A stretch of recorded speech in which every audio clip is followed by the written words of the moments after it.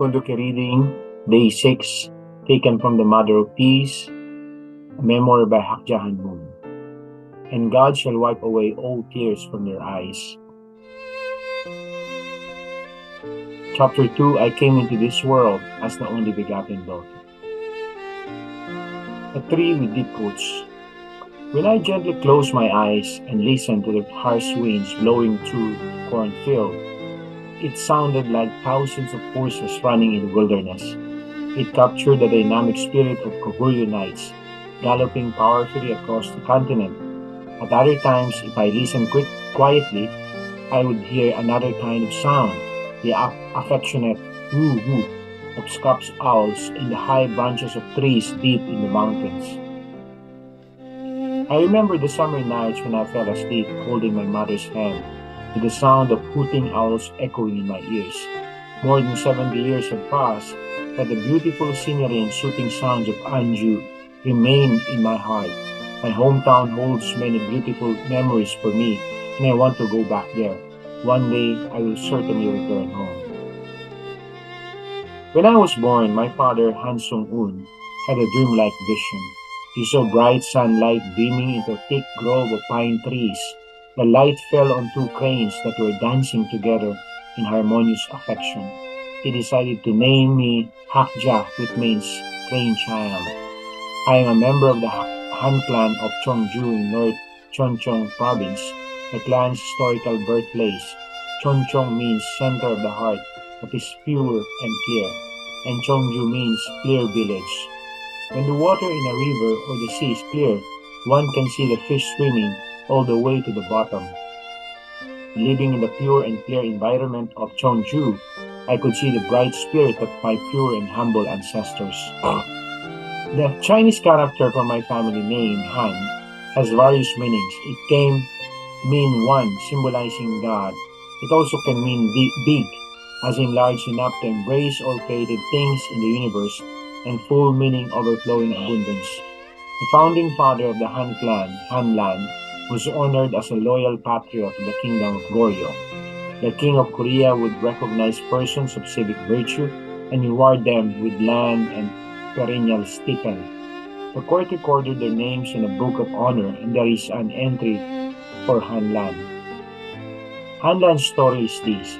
He built a Bureau of Agricultural Administration in a district of Cheongju called Bongso-dong and turned a large expanse of land into productive farmland.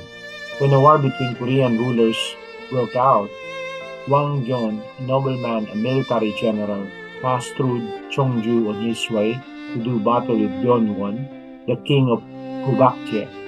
Han Lan greeted Wang Gyeon, fed his army of 100,000 soldiers, and joined him on the battlefield. Once Wang Gyeon became king, he declared Han Lan a loyal patriot. Han Lan's reputation as a founding contributor to the kingdom has endured through the ages.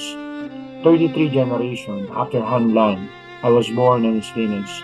The numbers 3 and 33 are significant. Jesus asked 3 disciples to pray with him in Gethsemane. He prophesied that Peter would betray him 3 times before the cock crowed, rejected of men. Jesus was crucified at the age of 33, yet he promised to return. He was one of 3 who were crucified on that day, to one of whom he said, "Today you will be with me in paradise." On the 3rd day, to one of whom he said, "Today you will be with me in paradise." On the 3rd day, Jesus rose from the grave. The number 3 signifies heaven and earth and humankind. It signifies the perfect fulfillment of both heavenly law and natural law. The Korean people are descendants from the Dongyi race, a wise people who studied the stars and were able to ascertain heavenly fortune. Koreans developed a prosperous agriculture-based culture, worshiped God, and loved peace from the time before Christ. The Dongyi people established kingdoms based on the name Han. Some people, including my husband, cite records that show that the Han people predate the Gojoseon era, which is considered to be the first Korean kingdom. Korea's founding legend, called the Dangun legend, says we were chosen as the descendants of heaven according to the deep will of God. Our people are also called the Baidal race. The Chinese characters for Be and Dal signify brightness and brilliance. That attribution recognizes our reverence for God and love of peace and serenity. To this day, Korea is known as the land of the morning calm. Still, the Korean people's 5,000 years history is filled with deep sorrow. Foreign powers constantly march through Korea, trampling us like wild grass and leaving us stripped like the bare branches of a tree in the coldest of winters. But we never lost our roots. We overcame foreign invasions with wisdom and patience and survived as a nation. For this we are proud. One cannot help but wonder why God allowed his people to suffer such great hardship. I believe it was to prepare a people to whom he could entrust a great mission. We learn from the Bible that God's chosen people always endure great adversity, and the foundation of Abraham, Noah, and other provincial figures, God prepared the people of Israel as the ones to whom he could send the Messiah, Jesus Christ.